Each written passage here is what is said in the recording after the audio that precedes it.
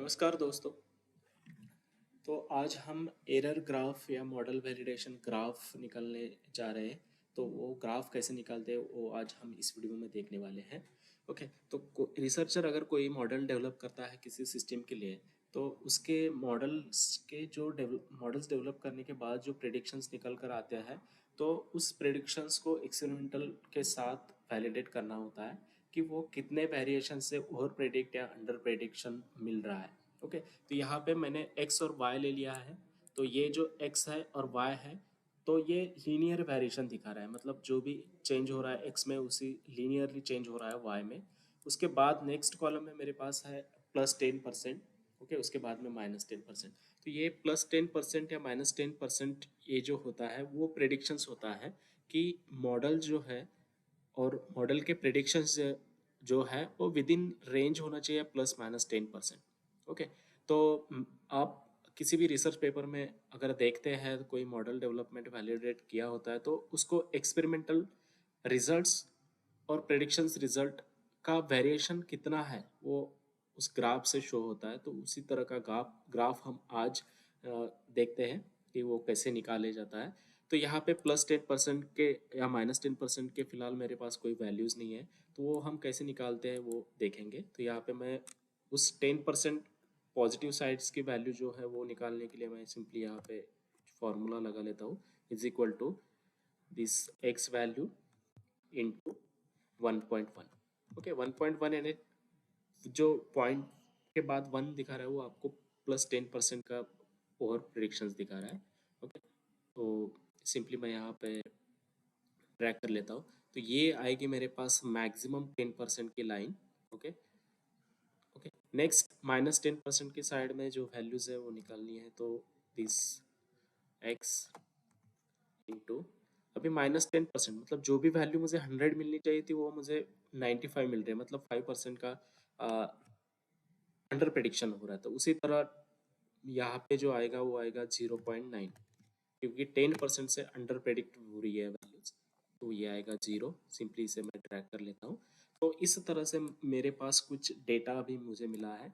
तो अब इस डेटा के बेसिस पे मैं एक्सपेरिमेंटल वर्सेस प्रेडिक्शंस ग्राफ अभी निकालूंगा। ओके, तो यहाँ पे मैं सिंपली एक्स और वाई की वैल्यू जो है वो सिलेक्ट कर लेता हूँ।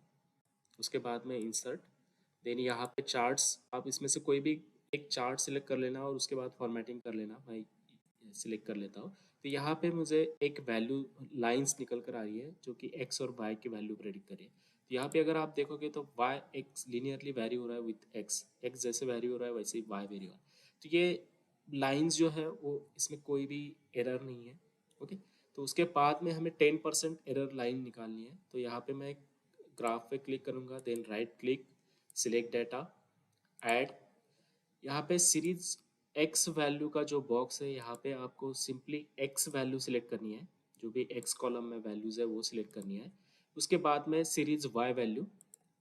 ओके, तो यहाँ पे वाई वैल्यू अब शिफ्ट करना है आपको नेक्स्ट कॉलम पे। तो यहाँ पे वाई वैल्यू जो होगी वो आपकी +10% की वैल्यूज होगी। तो यहाँ पे मैं सिलेक्ट कर लेता हूँ। ओके, तो जैसे ही मैं सिलेक्ट कर लेता हूँ, आप यहाँ पे ग्राफ में देख सकते हैं कि मुझे एक ऑरेंज कलर की लाइन दिख रही है। तो वो होगी आपकी +10% over predictions line. Okay, then next अब मुझे सिमिलरली ऑन डाउन साइड मुझे यहाँ -10% की लाइन निकालनी है। तो सिंपली मैं और डाटा ऐड ऐड कर लेता हूँ। सीरीज एक्स वैल्यू सेम, मुझे एक्स कोई चेंज नहीं है अभी। वाई वैल्यू, अब सीरीज वाई वैल्यू अब मुझे शिफ्ट करना है नेक्स्ट कॉलम। तो यहाँ पे मैं जो -10% का कॉलम है वो वैल्यू सिलेक्ट कर लेता हूँ, देन ओके। ओके, तो यहाँ पे आप देख सकते हैं कि जो 0% एरर लाइन, +10% एरर लाइन और -10% एरर लाइन, ये तीनों लाइंस जो है मुझे अब मिल चुकी है। तो ये हो गई आपकी मैक्सिमम और मिनिमम एरर लाइन। तो इसके बाद मुझे अभी प्लॉट करना होता है एक्सपेरिमेंटल डेटा वर्सेस प्रेडिक्शंस। तो यहाँ पे मैं सिंपली राइट क्लिक करूँगा, सिलेक्ट डेटा, ऐड।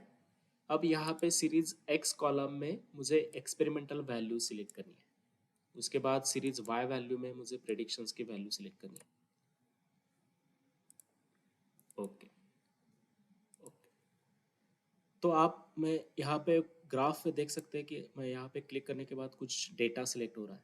ओके, तो अभी वो कुछ अच्छे से दिख नहीं रहा, तो उसके बाद उसके लिए मुझे एक्स और वाई वैल्यू की रेंज जो है वो चेंज करनी है। तो मैं सिंपली एक्स एक्सिस पे क्लिक कर लेता हूँ। तो यहाँ पे मुझे माइनर मिनिमम वैल्यूज पूछ रहा है। तो आप कोई भी एक्सिस रेंज चेंज करनी है तो आपने देख लेना कि प्रेडिक्शंस में मिनिमम और मैक्सिमम कितना है।